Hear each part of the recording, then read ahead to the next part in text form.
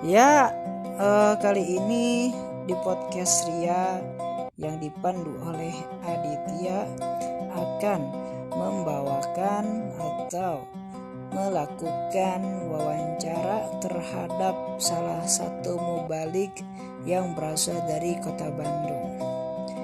Beliau adalah Ustadz Anan Abdul Hanan. Beliau adalah salah satu pendakwah yang berasal dari Ujung Berung, kota Bandung. Beliau pernah melakukan kegiatan untuk menyampaikan pesan dakwah di media televisi yaitu Kompas TV Jabar. Bagaimana penjelasan atau podcast kali ini? Ayo kita simak bersama-sama. Let's check it out. Dari segi pengalaman berceramahnya itu dimulainya pertama dari mana gitu? Sebenarnya gua punya pengalaman menarik ya di bidang dakwah ini. Waktu itu sebetulnya gua bukan nggak tertarik, artinya mungkin bukan bidang gua, tapi ternyata tuntutan masyarakat akhirnya gua yang mengharuskan ya terjun di dunia dakwah itu kan. Dan lama kelamaan ini ketertarikan. Waktu itu berawal dari di Masjid Al-Huda yang mana pada saat itu ada seorang khatib tidak hadir untuk jadi imam dan khatib Jumat. Akhirnya DKM merekomendasikan ke UA gitu. Akhirnya sedikit banyak UA tahu tentang bagaimana rukun khutbah segala macam. Akhirnya alhamdulillah gitu kan. Dari situ tertantang, oh ya berarti kita harus bisa kan di situ. Nah, selanjutnya alhamdulillah seiring perkembangan waktu UA ya dakwah itu ya istilahnya itu dakwah di media ya pernah gitu kan, di media cetak diliput di situ. Kemudian juga bahkan yang off airnya biasa di majelis salim baik di kota Bandung ataupun di luar kota Bandung, termasuk juga di kampung ya pernah menyampaikan materi dakwah gitu kan di panggung-panggung Muludan, Rajaban ya, artinya peringatan hari besar Islam ya seperti Isra Miraj, kemudian Maulid Nabi, Gejar Muharram segala macam. Itu adalah panggung-panggung yang pernah isi baik di dalam Bandung, kota, kabupaten ataupun di luar kota kabupaten Bandung seperti itu. Kemudian juga gua pernah dakwah di, ada yang percaya beberapa ada satu stasiun televisi swasta ya. Itu pernah mengisi di acara Lentera Kolbu Kompas TV Jabar gitu kan. Itu kurang lebih beberapa kali tayang, dipercaya ya seperti itu. Dalam segi ininya Wak, berceramahnya gitu, ada nggak sih aktivitas-aktivitas yang dilakukan gitu sebelum melakukan ceramah atau perform gitu? Sebetulnya segala sesuatunya betul harus ada persiapan. Ada persiapan. Kalau segala sesuatu tidak ada persiapan itu sudah setengah gagal. Jadi tentu yang namanya persiapan dari mulai kita harus menyiapkan materi. Karena ada peribahasa mengatakan materi itu penting, tapi jauh lebih penting itu yang namanya metode.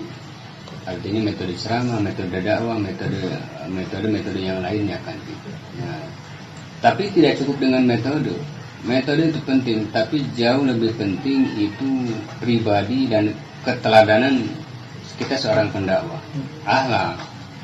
Karena Rasul mengatakan kan innama bu'istu liutammima makarimal akhlak kan seperti itu. Jadi jelas konsep dakwahnya dikuasai, konsep misalnya sosiologi masyarakatnya dikuasai. Kemudian juga di samping itu kita harus percaya diri kan ya. Percaya diri, keberanian bahwa kita punya konsep balighu ani walau ayat. Sampaikan walaupun itu satu ayat. Apalagi kita misalnya menjadi seorang figur di masyarakat. Jadi jangan sampai kita itu kabura makan indallah. Jadi kita mengatakan apa yang tidak kita kerjakan kan. Kita harus menguasai dalam fenomena dakwah ini adalah di surat An-Nahl ayat 125. A'udzubillahi minasyaitonir rajim. Ud'u ila sabili rabbika bil hikmati wal mau'izatil hasanah wajadilhum billati hiya ahsan.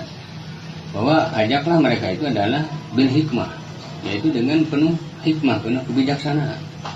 Gak boleh ke masyarakat memaksa, maka kita harus mengetahui kultur masyarakat itu sendiri. Jangan sampai kita ngomong asal bunyi kan ya. Tapi kita harus punya tatanan gitu kan. Dan walaupun memang berdasarkan pengalaman, ya alhamdulillah mengisi beberapa majelis taklim, mengisi masjid-masjid untuk khutbah Jumat di Kota Bandung, bahkan sampai ya Idul Adha, khutbah Idul Adha, Idul Fitri, bahkan sampai ke Kabupaten Bandung ya, itu ya, alhamdulillah gitu kan. Pun kita tujuannya syiar ya, syiar dan dakwah kan seperti itu. Nah Wak, bagaimana sih atau Wak punya cara tersendiri gak sih agar menarik para jamaah gitu untuk mendengarkan ataupun bisa nanti si jamaah itu untuk melakukan apa yang Wak ceramahkan gitu? Kalau uangnya simpel aja sih. Jadi uang kunci yang pertama itu dari hati, artinya keikhlasan. Kita tidak melihat amplopnya, kita tidak melihat siapa yang mengundang. Juga kita tidak melihat misalnya, wah ini orang kaya, enggak. Ini orang biasa, kita abaikan, enggak. Semuanya adalah tugas dakwah itu adalah seperti Rasulullah. Ke semua lini masuk. Yang pertama, yang kedua, kita itu harus berbicara sesuai bahasa kaumnya. Jadi ada kan di Al-Quran itu adalah bilisani kaum. Jadi kita harus berbicara dengan sesuai konteks, teks dan konteks ya. Artinya jangan sampai kita misalnya ceramah di lemur bahasa Inggris, bahasa Indonesia yang ya seperti itu. Tapi ya artinya seiring dengan perkembangan zaman di kampung bukan berarti dia tidak bisa bahasa Indonesia, bukan. Artinya mampu menempatkan istilahnya itu objek dakwah kita itu apa? Para pejabat misalnya, para akademis, para petani, para pedagang, orang biasa, atau dia misalnya anak-anak, lihat usianya kan, usia orang tua segala macam. Kan kita gak mungkin misalnya dakwah di depan anak-anak formal kan, pasti kita harus menyesuaikan dengan objek itu kan gitu. Dan yang harus diingat di dunia dakwah itu harus relax. Artinya ulah tegang teuing lah. Jadi santai aja gitu kan. Jadi ada humornya lah seperti itu. Rasul pun ada humornya kan gitu. Jadi ada humor gitu kan. Tadi dengan hati kan ya. Kemudian harus menguasai lapangan dengan bahasa kaumnya. Artinya kan dengan menguasai bahasa kaum itu maksudnya kan kita harus kenal objek dakwah itu siapa gitu kan. Dan di mana tempat, karena likuli makom makol, artinya setiap tempat ada ucapannya. Likuli makom, setiap kata-kata itu ada tempatnya. Jadi seperti itu. Jadi harus dilihat konteksnya di situ. Kemudian sisipkanlah sisi humor gitu kan. Kemudian ada satu hal yang menarik dalam hal membaca ayat Al-Quran. Itu diusahakan baca dengan tartil, karena tidak semua jamaah itu suka dengan humor. Ada pada saat momen tertentu di tempat tertentu bahwa ketika berceramah itu dia nggak suka yang humor itu, sukanya yang sedih atau yang serius, ada yang teoritis, yang akademis, ada seperti itu. Jadi jangan sampai kita berpikir bahwa dakwah itu adalah mesti humor, enggak. Tapi pada saat tertentu, kita tahu situasi ini misalnya jamaah hayangna humor, ya ajak humor lah. Artinya apa? Tujuannya bukan ngehumor, tapi biar materi itu masuk.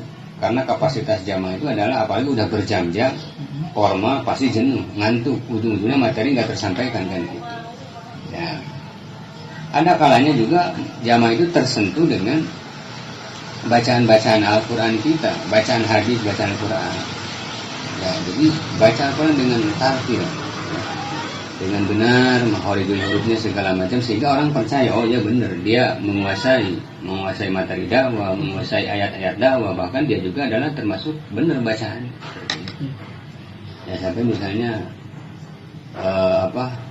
menyampaikan ayat, padahal misalnya ayatnya itu Al-Baqarah ayat 1 ayat 2. Dia bilang ayat 20 misalnya. Kan patah itu. Jadi harus tepat ya. Juga hati-hati ketika menyampaikan hadis riwayat Bukhari Muslim misalnya. Padahal riwayat hadis itu adalah hadis Sunan At-Tirmidzi atau riwayat At-Tirmidzi An-Nasai. Jangan sampai kita menyampaikan itu kan. Menyampaikan yang salah secara referensi gitu ya. Lalu bagaimana pekerjaan Uwa di masjid ini Wak gitu? Kegiatan apa yang dilakukan oleh ketua DKM gitu Wak? Kalau kita mengurus rumah Allah berarti jelas istilahnya itu kita bukan hanya mengurus yang sifatnya masyarakat biasa, tetapi di situ ada satu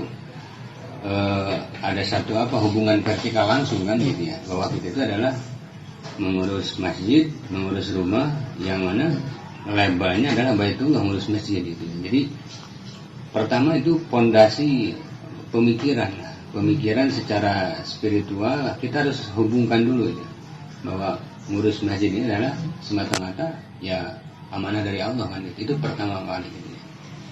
Sehingga uang nggak ada beban. Nah kesananya akhirnya kan muncullah pemikiran di masjid ini kan harus jelas kan arahnya kan gitu. Paling tidak masjid ini harus berfungsi untuk melayani umat, melayani masyarakat. Sehingga umat muslim pada saat itu menolak jadi ketua itu. Tapi akhirnya ya mengumpulkanlah beberapa warga, kan ini kan masih baru. Kumpulkanlah ketua para tokoh, terus dibentuklah ada sekretaris bendahara kan gitu. Jadi ada pembinanya juga, bahkan pembinanya adalah Profesor Dr. Haji Ali Abdurrahman SHMAG. Beliau guru besar di UI itu sebagai pembina UA kan di sini, pembina atau penasehatan. Kemudian sekretaris ya Pak Taufik Nugraha ada di Blok B, bendahara Pak Adi Suryaman. Di sana juga membuat 3 divisi dalam satu masjid itu ya. Kalau itu cuma simpel 3. Pertama ada divisi idar, artinya bagaimana seorang masjid itu punya manajemen kan gitu.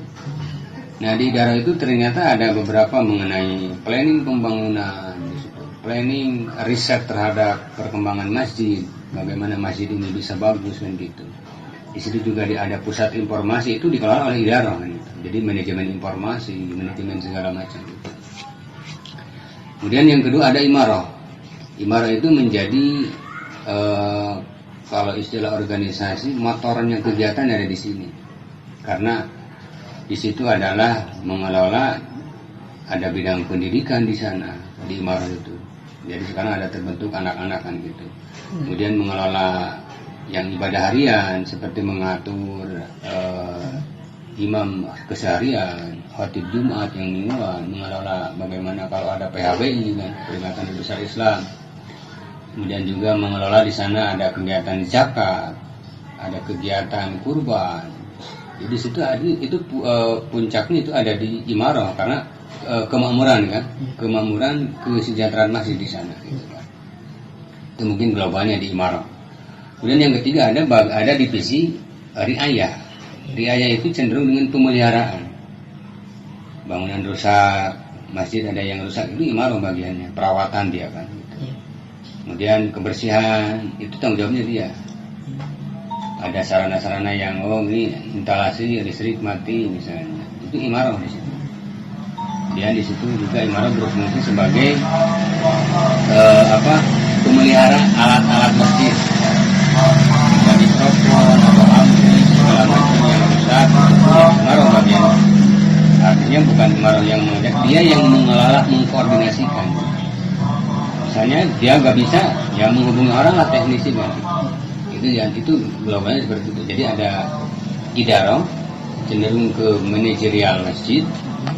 Kemudian ada imarah, itu adalah kemakmuran masjid. Kegiatan baik pendidikan, sosial, ekonomi ada di sana sebetulnya. Yang ketiga adalah riayah, artinya dia sebagai pemelihara, sebagai dia perawat. Oke, terima kasih kepada semua yang telah mendengar atau menyimak podcast kali ini. Sampai ketemu di podcast selanjutnya.